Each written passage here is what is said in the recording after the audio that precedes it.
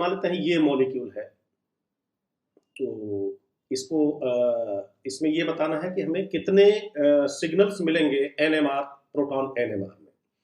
Same procedure आप इसमें chemically non equivalent carbon find out करने की कोशिश करिए। This is carbon number 1, this is carbon number 2, this is carbon number 3।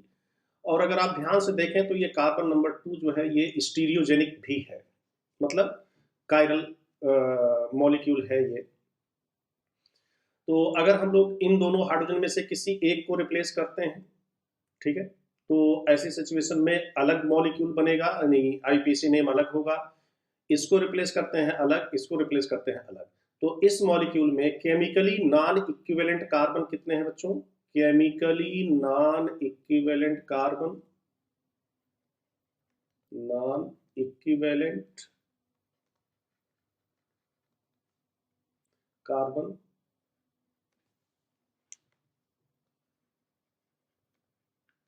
Is equal to 3। तो हम लोग ये उम्मीद कर सकते हैं कि इसमें तीन डिफरेंट सिग्नल्स मिलेंगे। कोई जरूरी नहीं है, क्योंकि अब हमें टेस्ट करना होगा टॉपिसिटी, यानी होमोटॉपिक है, एनेंशियोटॉपिक है, या ये डायस्टीरियोटॉपिक है। ठीक है, तो अगर हम लोग इस कार्बन नंबर 3 को देखें, तो कार्बन नंबर 3 हमें जो है यहाँ पर होमोटॉपिक प्रोटॉन्स इसमें प्रेजेंट है, क्योंकि किन्हीं भी दो प्रोटॉन्स को लेकर के अगर आप एक्सचेंज करोगे तो आपको आइडेंटिकल मॉलिक्यूल मिलेगा। तो कार्बन नंबर 3 यहाँ पर क्या हो गया? Homotopic, have homotopic hydrogen, have homotopic hydrogen. And carbon number 1, this is carbon number 3, C3, have homotopic hydrogens।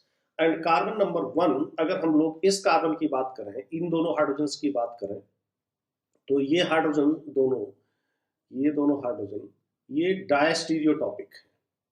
कैसे बच्चों? डायस्टीरियोटॉपिक, डायस्टीरियोटॉपिक।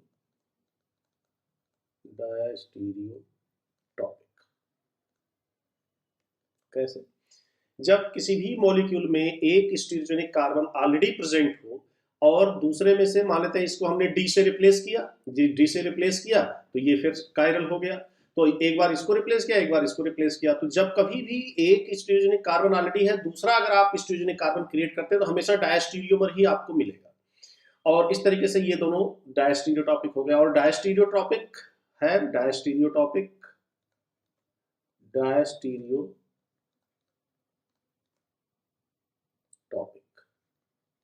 Hydrogen, right. और diastereotopic hydrogen they have different chemical shift. तो इसका मतलब इन दोनों हाइड्रोजन्स की केमिकल शिफ्ट अलग अलग आएगी। तो दो सिग्नल हो गए, ये एक सिग्नल ये हो गया और एक सिग्नल ये हो गया। तो कुल मिलाकर के इस मॉलिक्यूल में हमें 4 सिग्नल्स मिलेंगे।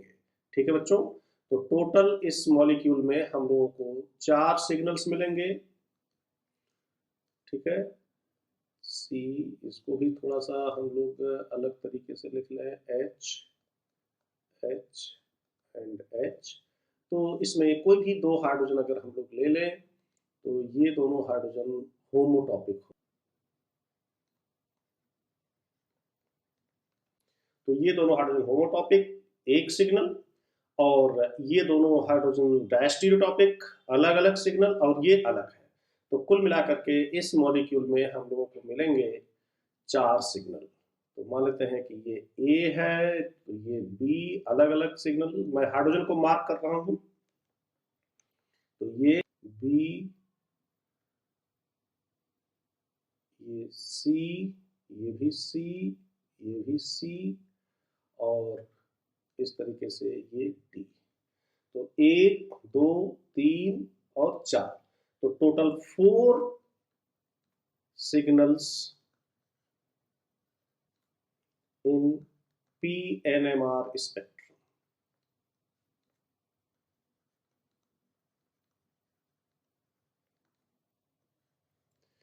अब इसमें सिंगलेट, डबलेट, ट्रिपलेट, स्प्लिटिंग क्या होगी, अभी हम लोग इसके बारे में नहीं बात कर रहे हैं। वो मैं अगले इसी लेक्चर में उसको हम लोग शुरू करेंगे, वो अगले टर्म पर। तो यानी पहले हम लोग ये देखेंगे कि कितने सिग्नल्स मिल रहे हैं, फिर हम लोग देखेंगे उसकी मल्टीप्लिसिटी क्या है और उसकी इंटेंसिटी क्या है। बाकी सारी चीजें देखेंगे। तो उम्मीद करता हूँ आप लोगों को ये बात समझ में आ गई होगी कि इस मॉलिक्यूल में क्यों हम लोगों को 4 डिफरेंट सिग्नल्स मिल रहे हैं। ठीक है, अब आइए इस मॉलिक्यूल पर। इसमें भी देखिए ऑलरेडी एक स्टीरियोनिक सेंटर है हमारे पर। हम लोग इसमें नंबरिंग कर दें तो ये कार्बन नंबर 1 होगा, ये कार्बन नंबर 2 होगा, ये कार्बन नंबर 3 होगा। ये मिथाइल एस्टर फंक्शनल ग्रुप इसमें प्रेजेंट है और इसका कॉन्फ़िगरेशन एस है। ये स्टीरियोनिक कार्बन है। तो अगर इसमें हम लोग देखें तो इस कार्बन पे तो हाइड्रोजन है ही नहीं, तो कोई इसको टेस्ट करने की कोई ज़रूरत ही नहीं है कि भाई ये कैसा है, होमोटॉपिक है, एनिसोटॉपिक है, किस तरीके का है, कोई ज़रूरत नहीं है। आप इस कार्बन को देखिए, इस पर भी कोई डायरेक्टली हाइड्रोजन नहीं है। ठीक है, इस कार्बन कार्बन नंबर 3 पर हाइड्रोजन है, तो इन दोनों की टेस्टिंग कर ली जाए और इस कार्बन को देखा जाए और इस कार्बन को देखा जाए। तो इस कार्बन को भी थोड़ा सा हम लोग हाइड्रोजन को देखें तो इसमें इस कार्बन पर कोई भी ग्रुप लगाएंगे अलग नाम बनेगा, इस कार्बन पर कोई भी ग्रुप लगाएंगे अलग नाम बनेगा। तो इस मॉलिक्यूल में कुल मिलाकर के हमारे पास 3 डिफरेंट केमिकली डिफरेंट कार्बन है। तो केमिकली डिफरेंट कार्बन इसमें कितने हो गए बच्चों? 3 chemically different carbon, different carbon 3।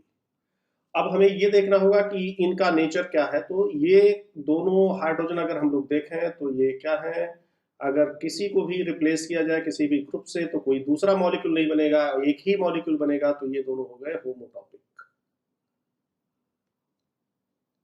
होमोटॉपिक यहाँ पर भी अगर हम लोग 2 हाइड्रोजन को लें तो ये दोनों हाइड्रोजन एक दूसरे के साथ क्या रहेंगे? होमोटॉपिक।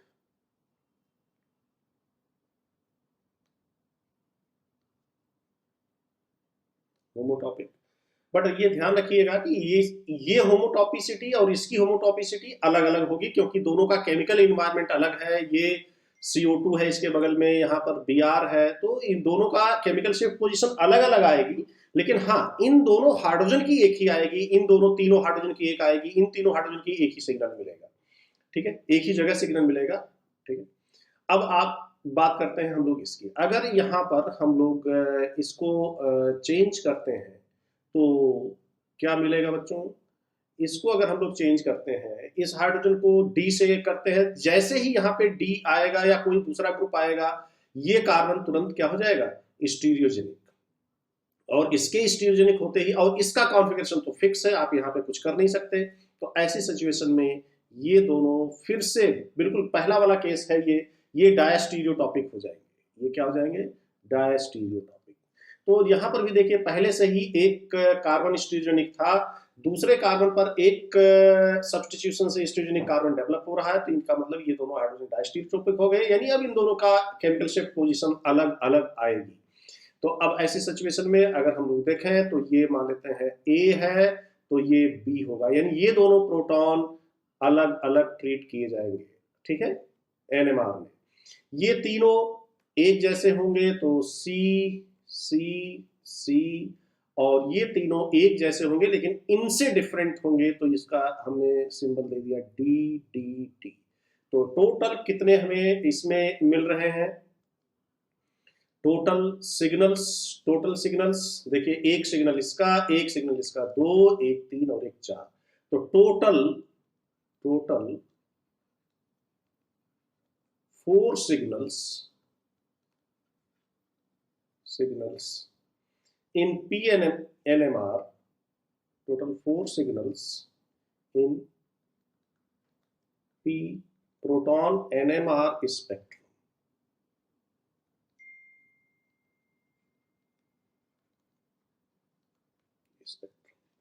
तो इस तरीके से हम लोग ये आइडेंटिफाई कर सकते हैं कि किसी भी मॉलिक्यूल में कितने डिफरेंट सिग्नल्स मिलेंगे।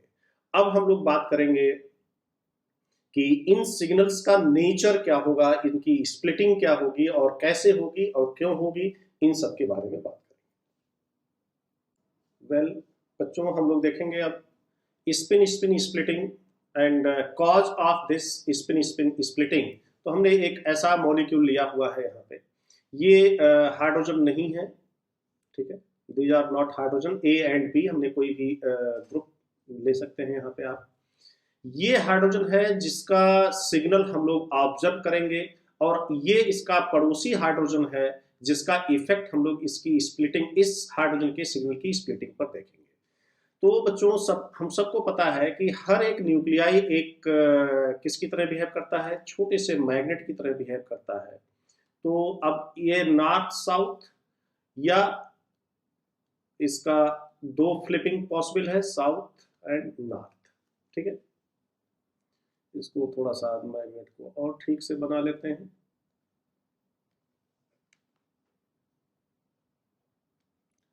साउथ नॉर्थ, तो ये फ्लिप न्यूक्लियाई इनके फ्लिप करते रहते हैं, नॉर्थ साउथ पोल। अब क्या होगा कि जो हमारा अप्लाइड फील्ड होगा उसमें ये जो नेबरिंग हाइड्रोजन है, ये कुछ मैग्नेटिक फील्ड या तो ऐड कर देगा या कुछ सब्सट्रैक्ट कर देगा। तो बेसिकली दिस एडिशन और subtraction is the main cause of this spin splitting. तो हम लोग इसको लिख सकते हैं बच्चों, the magnetic field of the neighbouring protons, the magnetic field, the magnetic field, यानी इसका जो मैग्नेटिक फील्ड है, magnetic field of neighboring proton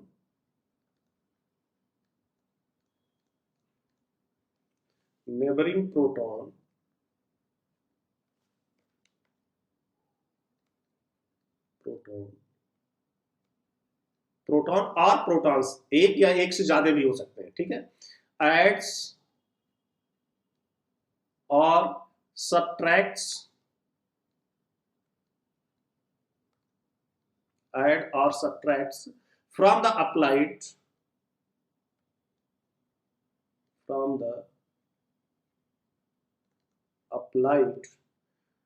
magnetic field,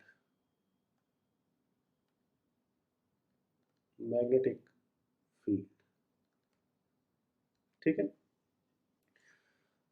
और इसी कारण से इसका जो है क्या होगा, इसके सिग्नल की स्प्लिटिंग होगी। तो जो इफेक्ट ये हाइड्रोजन इसके ऊपर लगाएगा, यही इसके ऊपर भी लगाएगा, दोनों। अभी हम लोग इसके ऊपर इसका इफेक्ट कंसीडर कर रहे हैं, ठीक है। So the changing the total magnetic field at an observe proton, तो ऐसी सिचुएशन में इसके ऊपर जो टोटल मैग्नेटिक फील्ड होगा वो चेंज आएगा, जितना हमने बाहर से लगाया है वो नहीं, उससे ज्यादा या उससे कम ये फील करेगा। तो टोटल मैग्नेटिक फील्ड इसके ऊपर क्या हो जाएगी, change. So changing the total magnetic field, so the changing total magnetic field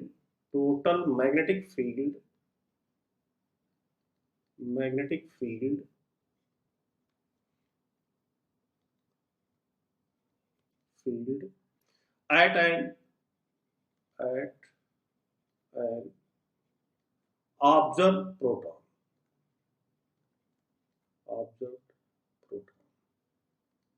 ठीक है बच्चों। तो ऐसी सिचुएशन में ये जो नेबरिंग प्रोटॉन है ये क्या करेगा, या तो ऐड कर देगा या तो सब्ट्रैक्ट कर देगा। तो यहाँ पे हम लोग फार्मूला लिख सकते हैं हम लोग, total magnetic field eight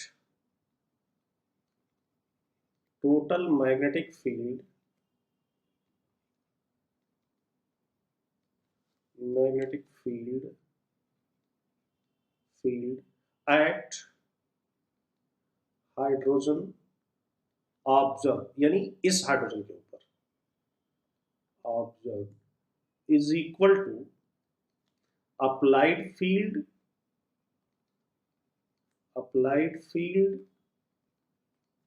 plus effect of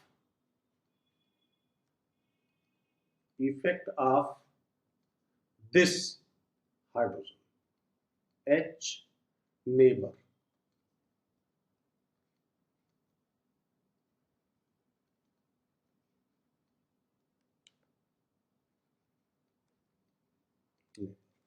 तो इस तरीके से टोटल मैग्नेटिक फील्ड इस हाइड्रोजन के ऊपर क्या हो जाएगा, ऑब्जर्व हाइड्रोजन के ऊपर चेंज हो जाएगा, ठीक है बच्चों।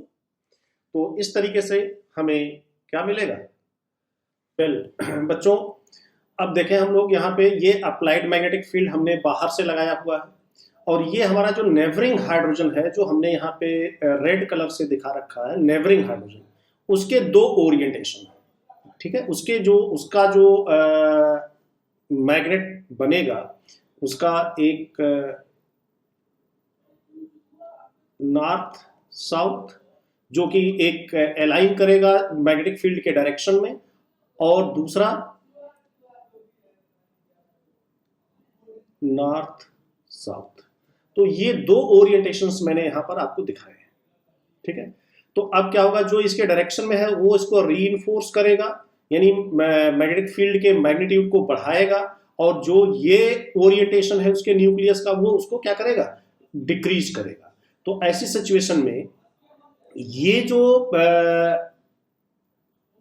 एक्चुअल जो इसकी क्या नाम है, प्योर केमिकल शिफ्ट जो था इस हाइड्रोजन का, हम लोग ये कहते हैं कि भाई इसके लिए एक सिग्नल हमें मिलेगा। ये दोनों हाइड्रोजन डिफरेंट है एक दूसरे से, इसके लिए एक सिग्नल मिलेगा जो कि true signal, true chemical shift है। अब वो ट्रू केमिकल शिफ्ट दो पार्ट में स्प्लिट कर जाएगी।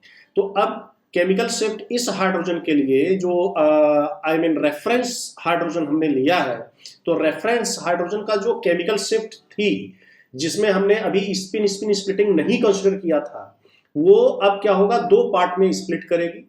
एक पार्ट जो है ट्रू से हायर फील्ड पे जाएगी और एक ट्रू से लोअर फील्ड पे जाएगी। तो ऐसी स्प्लिटिंग को जो है हम लोग क्या कहेंगे कि भाई अब ये हाइड्रोजन जो है हमें डबलेट के फॉर्म में दिखेगा, यानी स्प्लिटेड दो पार्ट में ये केमिकल शिफ्ट स्प्लिट कर जाएगी। तो हम लोग क्या लिख सकते हैं बच्चों, यहाँ पे हम लोग लिख सकते हैं कि जो प्योर केमिकल शिफ्ट है, pure chemical shift,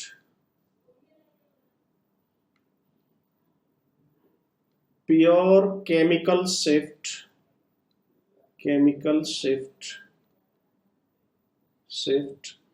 of observed hydrogen और reference hydrogen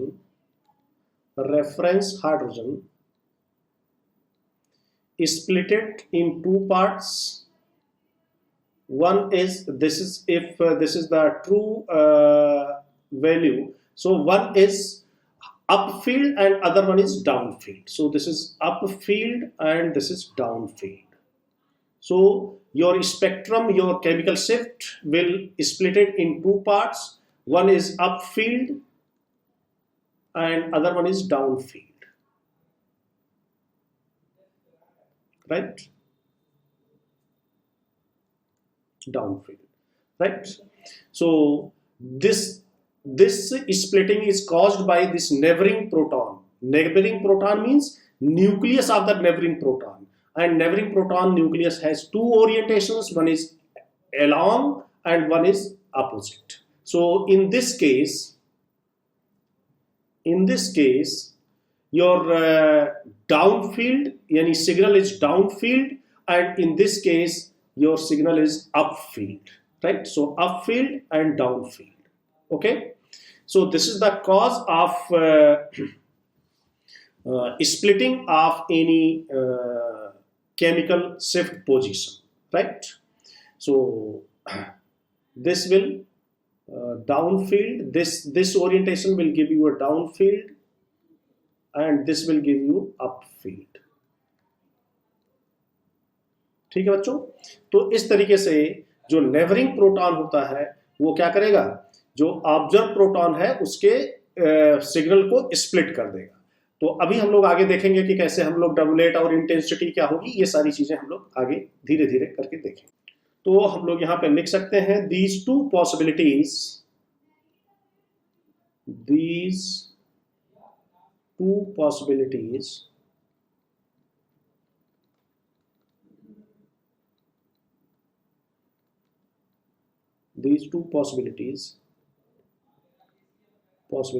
have different energies,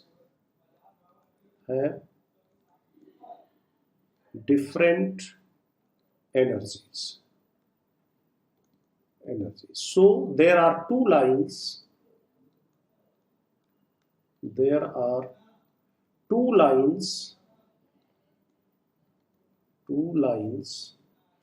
right?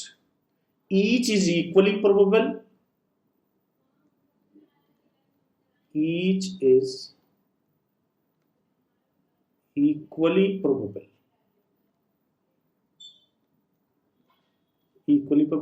so intensity is equal.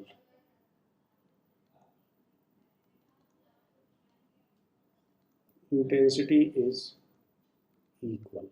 तो कहने का मतलब यह है कि जो आपका ऑब्जर्व प्रोटॉन था, वो मान लेते हैं कि उसका सिग्नल हम लोग अगर मान लें कि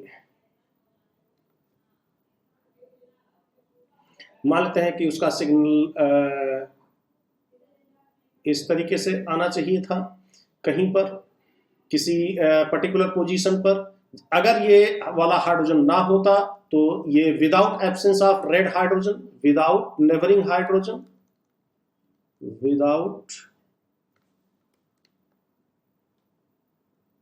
without neighboring hydrogen means red color hydrogen, without this red color hydrogen, and with the red color hydrogen you will have the signal like this. You will get the signal like this, right? So this is the original signal, this is the true signal, true chemical shift position. Now one is upfield and other one is downfield, right? So this type of this your without neighboring hydrogen, you will have this type of spectrum, single line. Now this line becomes splitted in two parts. One is upfield and other is downfield, and this is upfield. So this is if this is number one state and this is second state. So one state is upfield, so upfield is here, this is delta scale, so here 0. So this is upfield, so number one is here and this number 2 orientation is here. So this is the way we can get the splitting of any proton. And similar argument we can do for this red color proton splitting caused by this hydrogen, right? So this is the reason why spin splitting is taking place in this spectrum. What is the reason? Neighboring proton has two orientation. If single proton is there, then there is a two orientation of its nucleus, nuclear magnetic field, and which will interact with the external or applied magnetic field, and this will cause the splitting of this spectrum into doublet form, right?